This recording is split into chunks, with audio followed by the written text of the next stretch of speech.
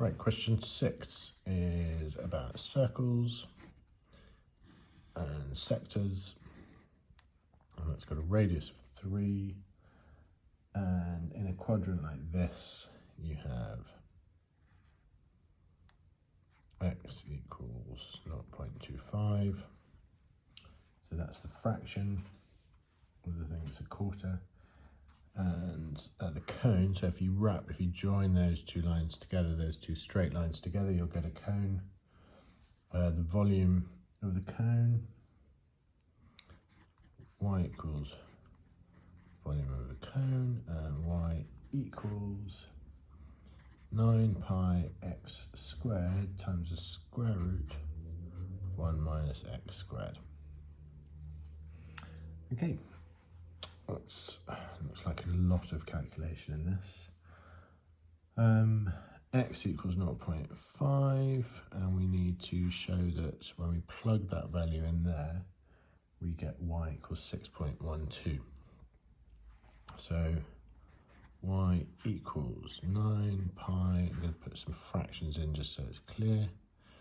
0.5 squared is 0.25, so that's a quarter, times by the square root of 1 minus a quarter.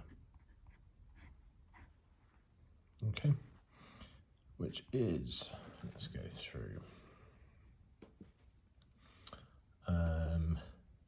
9 times pi over 4 is 9 times pi divided by 4 equals 7.0685 times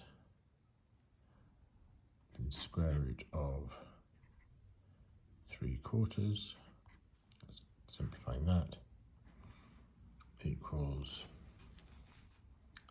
times by brackets 3 square root divided by 4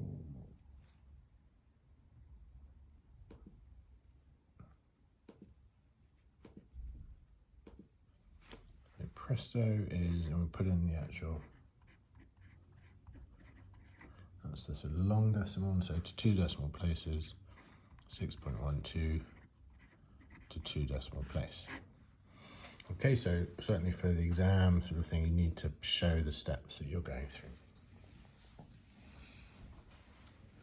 Part B. By considering the sectors involved, explain why y equals 0 when x equals 0 and when x equals 1. So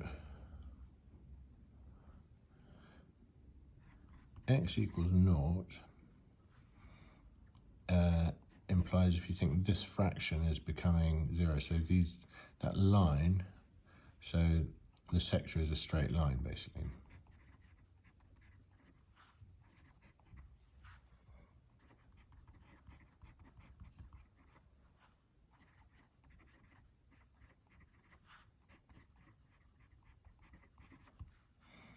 Similar reasons when x equals 1,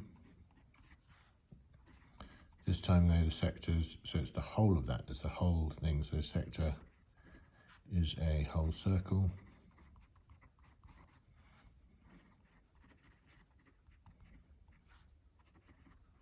So you can't get a cone out of that.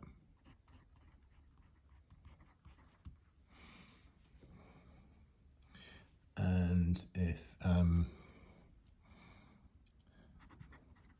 let's finish off, so no cone possible implies y equals 0. What's that? C. C looks like a very boring question, but let's go through it. We've got x, it's a table, x and y. We've got 0.2, 0.3, 0.4, 0.6, 0.7, 0.8, 0.85, 0.9, 0.95. Okay, I'm going to call this up to here, part 1 of the question. I'm going to use a spreadsheet, but you would take these values and plug them in just like we did here. So the first one would be 9 times pi times 0.2 squared times by the square root of 1 minus 0.2 squared.